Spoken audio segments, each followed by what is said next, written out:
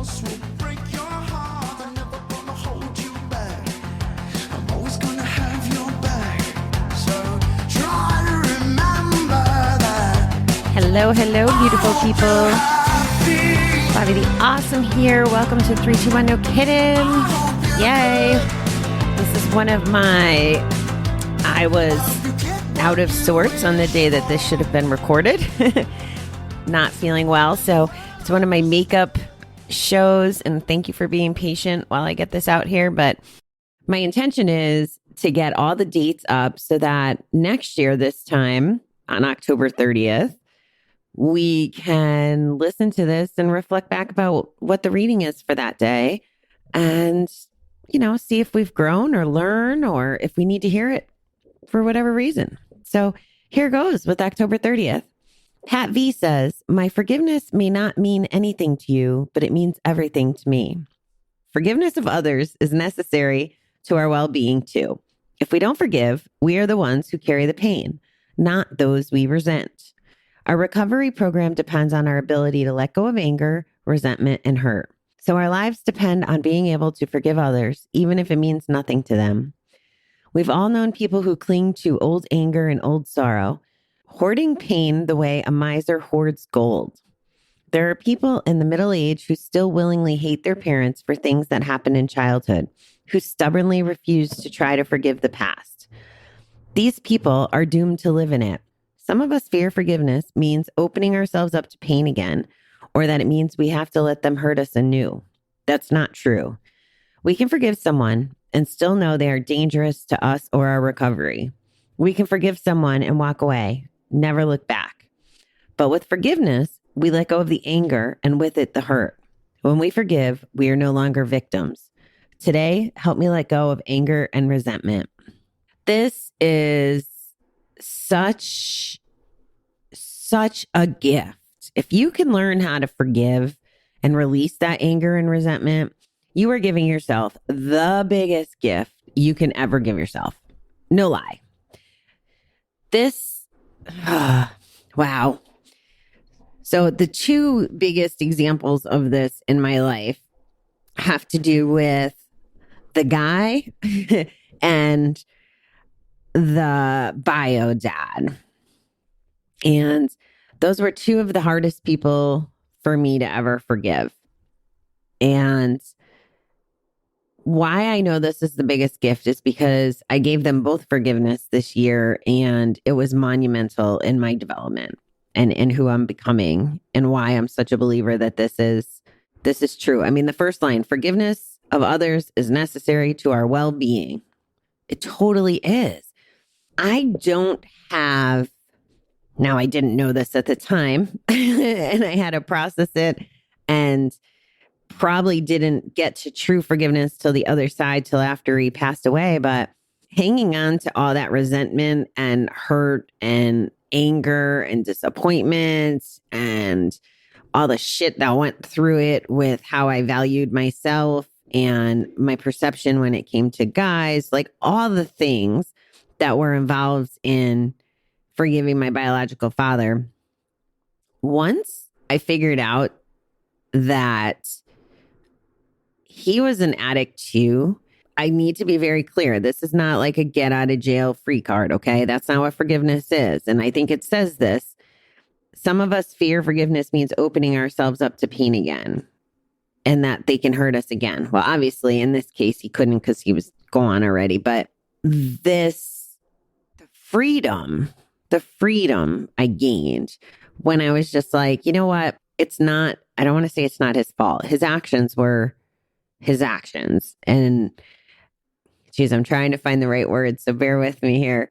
I don't want to say his actions were unforgivable, right? His actions were driven by the fact that he was an alcoholic and a pill popper and whatever else he did that I don't even know about. That's what generated his behavior. Now, does that mean that when he was born and going through life that he wanted to grow up to be that kind of a person, that kind of a man, that kind of a father? No. And one of the greatest things that has happened for me this last year is understanding where the people that I'm forgiving are coming from.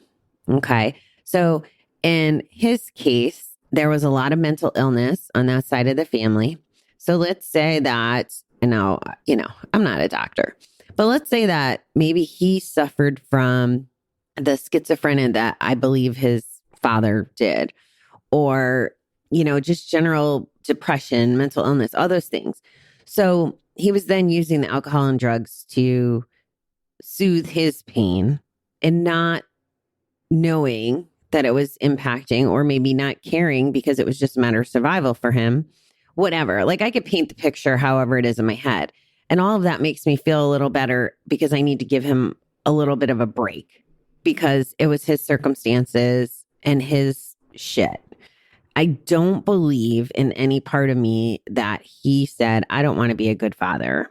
I don't want to be a bad role model. I want to hurt people. I don't think that that was how his inner being would want to be. I don't think anybody wants to be that way. So once I framed it that way, like, how can I hold on to all of this resentment and stuff? Because I've done things that hurt people. I've not been a good person, especially when I was gambling or drinking. So why is it okay for me to think that I deserve to be forgiven? And I'm not saying I necessarily do.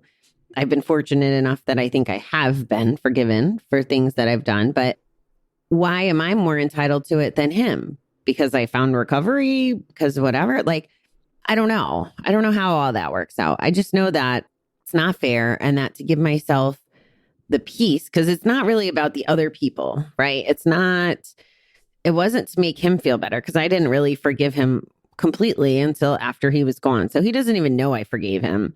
So it's really not about him at all. It's about me living a life that is fulfilling and not under the shadow of all that old hate and resentment and anger and frustration and, rage in some cases. Like I don't have to live with all of that right now. It goes back to my bucket. All that stuff's out of my freaking bucket. So I get to just be positive and happy and carefree, and it doesn't have to drag me down. And that's what forgiveness meant in that case. And the other one, this one's still interesting to me, because this part that talks about opening up the pain again, we can forgive someone and still know they are dangerous to us or our recovery. We can forgive someone and walk away and never look back. And with the guy, right? Like I forgave him. I definitely forgave him.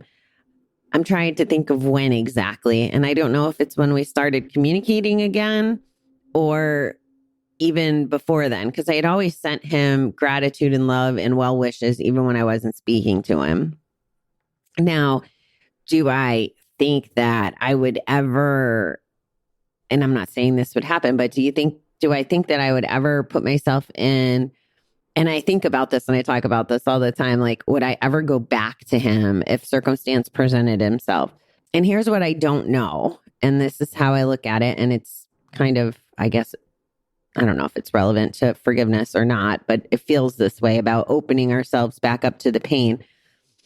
Do I believe that he could change in a way that would align with what I would need in a partner now? Maybe, because I know I've changed so much. Like, this is the perspective that I have to have, right? Because I've changed so much and I'm not the same person. So I have the optimism that everybody can change and do that stuff. Now, when it comes to me, though, would I ever take that risk, or would I protect myself? I don't know. But what I do know is that in our current situation, and I think this is hot on my mind because it kind of cracks me up. I've been trying to give him the benefit of the doubt about his, growth and development and finding whatever this friendship or relationship is going to be. And whenever he has something going on, I hear from him. Now, he knew I was sick last week and I haven't heard a peep. Not like, are you alive? Are you dead? Do you have COVID? Like, what's the deal? So I know he's still all about him. And you know what? That's fine, because I don't even want to say that that's unforgivable, because he's doing the work on himself, which is part of the journey, which is part of what I needed to go through. So some of it is having perspective like that. That makes it easier to forgive or to deal with someone that's hurt us in the past. at the end of the day, it's not about him either. It's about me surviving. It's about me living my best life. It's about me feeling good about how I treat him, not about how he treats me. You know, if it comes to where I think that it's very lopsided and whatever, then I don't talk to him as much or whatever, you know, like it doesn't matter. I do what's right for me. It kind of goes to the whole being happy and knowing what makes us happy. What makes me happy is taking care of myself and treating myself the way I deserve to be treated. And if other people can't do that, then that's on them. And I don't need to worry about that. That's kind of, you know, it kind of falls in that bucket of letting go too, of letting go of the people that we may need to let go of because they don't serve us. But if you're hanging on to anger or something that's happened and you don't want to forgive someone, you know, there's another person, another guy in my life that I'm pretty sure he hasn't forgiven me based on his actions. And that's okay. Like if that's the way he operates and that's what's working for him, that's fine. I don't worry about that side of it either because it's not about me. It's not about me undoing actions that he didn't like or agree with or whatever, or the consequences that came from it. It's about him deciding where he wants to be in life, you know? So forgiveness can be tricky both ways. But at the end of the day, I need to just stress again, it's the biggest gift you can give yourself, that freedom from hanging on to all that stuff. I've told you before, there's some family battles, some that have been around for 16 years and some that have been around now, God, for months. And I just wish they would go away and people would forgive each other and like knock off the bullshit, really, because of all times to be angry, resentful, all those things, now's not the time. It just snowballs between the pandemic, between politics, all that stuff. Like we should be holding everybody that we love close. And it's not about being right either, guys. You know, maybe you're not forgiving because you think that your way is right. You can still feel that your way is right, but still give forgiveness so that you can move forward and just keep appreciating life and living your best life. That's my thoughts on that. So I hope that you'll take that under advisement and trust me when I say, because I'm telling you from experience, I'm not telling you because I just want to make it feel good and the whole world should just forgive everybody and we should lose sight of our boundaries and how we protect ourselves. I'm not saying that at all. I'm just saying that when you get rid of all that stuff, and again, as simple as just picturing it as pouring mud out of your bucket and pouring in the most beautiful crystal clear water. That's what it's like. You have room for the water if you get rid of the mud, but you gotta get rid of it. That's my rant on forgiveness. I hope that you guys are all doing well.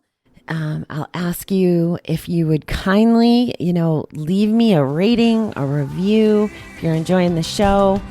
I appreciate all the support and the activity and things like that just helps me get the message out to more gamblers and the more people that might need to hear these messages. So I love you. Have a beautiful day, guys.